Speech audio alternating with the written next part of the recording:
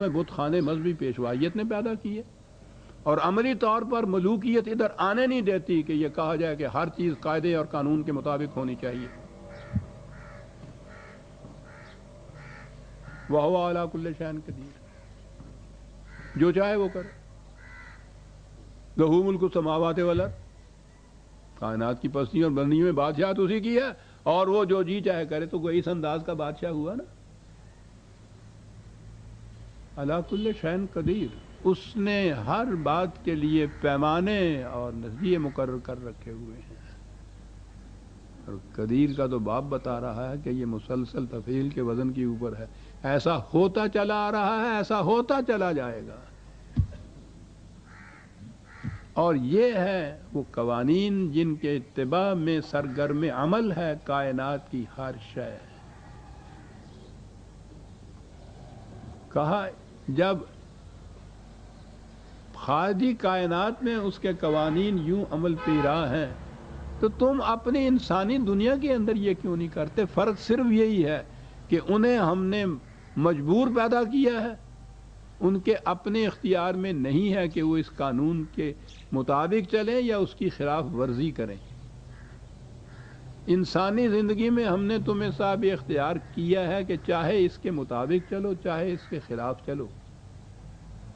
یہ ایک چیز ہے جو ہم نے تمہیں دی تھی، بڑی شرف اور عزت کا باعث تھی صاحب اختیار بنا دینا۔ یہ تو خدا نے اپنی ایک عظیم صفت کا وہ شائبہ تھا جو انسان کو دیا ہے، اس کو فخر کرنا چاہیے، لیکن وہ اس طرح سے مس یوز کر رہا ہے اس کو، اسی اختیار و ارادے کو۔ تو اس نے کہا یہ ہے کہ یہ انداز ہونا چاہیے اور ہنگامی نہیں ہونا چاہیے، قدیر ہے، مسلسل پہم التزاماً یہ انداز ہونا چاہیے کہ ہر شے کے لیے ایک قانون مقرر جو کیے ہیں ہم نے اس کے مطابق چلتے رہنا چاہیے، اور پھر اس کی ملکیت، اس کا قانون، اس کا نظام، اس کی سلطنت یہ نہیں کہ وہ آج کہیں سے آ گیا، اس سے پہلے کسی اور کی تھی، کل کو وہ ختم ہو جائے گا، اس کے بعد کسی اور کی آ جائے گی۔ اس قسم کی سلطنت، اس قسم کے قوانین ہوں تو ان میں تو اطمینان ہی نہیں ہو سکتا انسان کو کہ پتہ نہیں جی کل کیا ہو جائے۔ یہ سلاطین وہ بدل کے بھیس زمانے میں پھر سے آتے ہیں، نام ہی بدل گیا ہے۔ وہ امریکہ کے صدر کا انتخاب ہونا ہوتا ہے تو 2-2 3-3 مہینے پہلے ہی مختلف ممالک اور مختلف سلطنتوں کے اندر کھڑبڑ شروع ہو جاتی ہے کہ پتہ نہیں جی کس قسم کا صدر آ جائے۔ ارے تمہیں کیا جی تمہیں کیا ساری دنیا کی سیاست پہ اس کا اثر پڑتا ہے جا کر۔ بدلنے والی چیزوں میں اطمینان اور امن نہیں ہو سکتا۔ لا تبدیل لکلمات اللہ، یہ قانون بدلے گا نہیں۔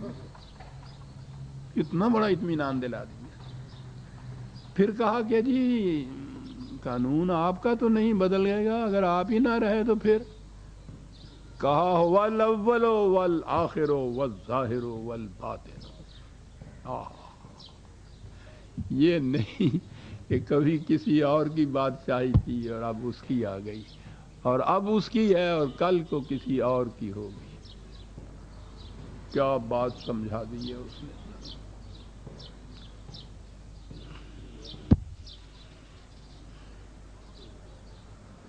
پھر یہ بھی نہیں ہے کہ صاحب یہ ظاہرہ جو کچھ دیکھا جاتا ہے اس کے اوپر تو مری کائنات جو ہے، محسوس دنیا جو ہے، اس کے اندر تو یہ اس کی کار فرمائی، اس کے قانون کی یا غلبہ ہے، لیکن یہ وہ دنیا جو نظر نہیں آتی، یہ اخلاق کی دنیا کی مشکل یہی ہے کہ نظر نہیں آتی۔ جھوٹ بولتا ہے آدمی تو اس کی زبان کالی نہیں ہوتی، وہ تو بچے کو ہم یوں ہی ڈرا دیتے ہیں۔ یہ ظاہر نہیں ہے، یہ ہوتا تو پھر تو بات ہی کچھ اور ہوتی۔ پھر یہ انسان کا اختیار کچھ معنی نہ رکھتا، پھر تو مجبوراً یہ سچ بولتا نا کہ نہیں تو دنیا دیکھ لے کہ زبان کالی ہو گئی، ہوتی ہے وہ کالی، یوں نظر نہیں آتی، رنگ نہیں بدلتا اس کا، کچھ اور بدلتا ہے۔ یہ جو کچھ ظاہر ہو جاتا ہے قانون کی مطابقت یا خلاف ورزی سے، کہتا ہے یہ بھی تمہارے سامنے ہے، وہ چیزیں جو یوں سامنے نہیں آتی لیکن کار فرما اندر ہی اندر رہتی ہیں، وہ بھی سارے اس کے قانون کے مطابق ہیں. اول آخر ہے وَهُوَ الظَّاهِرُ وَالْبَاطِنُ. جو چیز محسوس طور پر تمہارے سامنے آتی ہے اس میں بھی اسی کا قانون کار فرما ہے. جو چیزیں یوں سامنے نہیں آتی لیکن نتیجہ خیز ہوتی ہیں اس میں بھی اسی کا ہی قانون کار فرما ہے. انسان کی دنیا اخلاقیات جو ہے وہ غیر محسوس ہے. اسی کے جسم کے متعلق جو قوانین ہیں وہ محسوس ہیں. یہ وہ ظاہر والی بات ہے. لیکن یہ چار لفظ جو ہیں، بلکہ یہ دو لفظ والظاہر والباطن، وہ قرآن نے جو کہا ہے نا اس نے کہ یضل بہ کثیرا و یہدی بہ کثیرا، اسی قرآن سے بہت صحیح راستے کے اوپر چل نکلتے ہیں اور اسی سے پوچھو نہیں کتنی غلط راہیں اختیار کرتے ہیں. ان دو لفظوں نے آپ کے ہاں وہ قیامت برپا کی ہوئی ہے، والظاہر والباطن. بات دوسری طرف چلی جائے گی.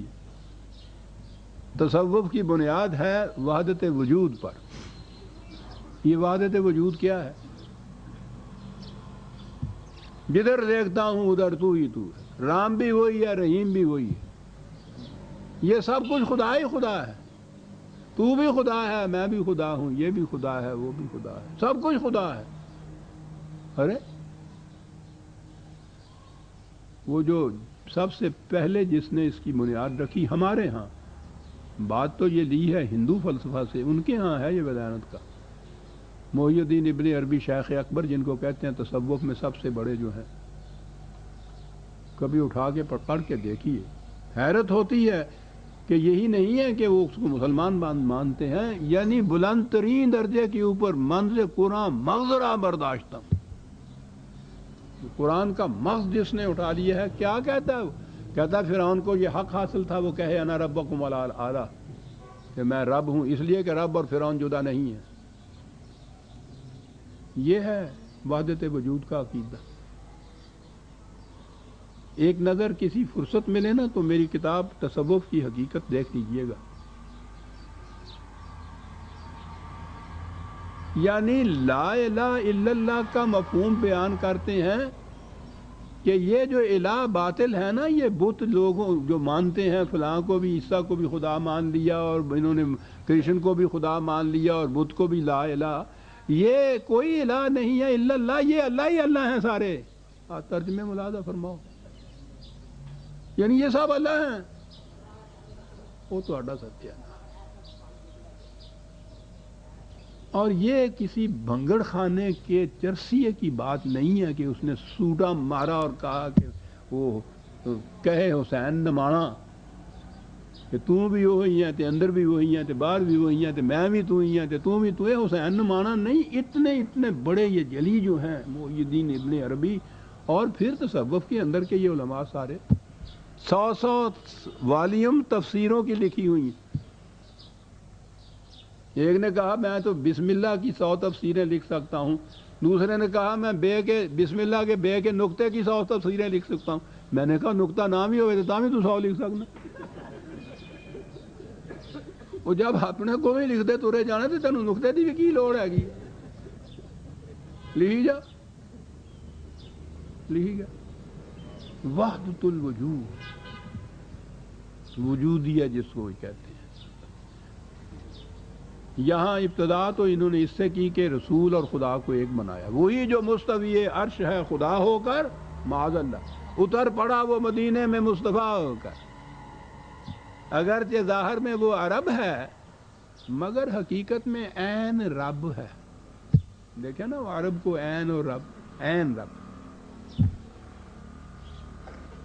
ہر لحظہ بشکل دیگراں یار برآمد. جس فکر میں تو آئے ہم جانتے ہیں تو ہی ہے حقیقت میں. گھونگھٹ لاؤ میرے یار، آنکھ بہاؤ میرے یار. یہ کیفیت ہے. یہ سارا کچھ قصہ بنیاد ہو ظاہر والباطن. وہی ظاہر ہے وہی باطن ہے. سب تو ہی تو ہے. سب کیا بتائیں سر. قرآن سے تائید لائی جا رہی ہے. اور میں نے عرض کیا نا کہ قرآن تو ہمارے یہ دلوں کے اندر کے جو مان کے چور ہیں نا، خدا تو جانتا تھا. عجیب بات ہے, اس کے آگے ہے وَهُوَ بِكُلِّ شَيْءٍ عَلِيمٌ.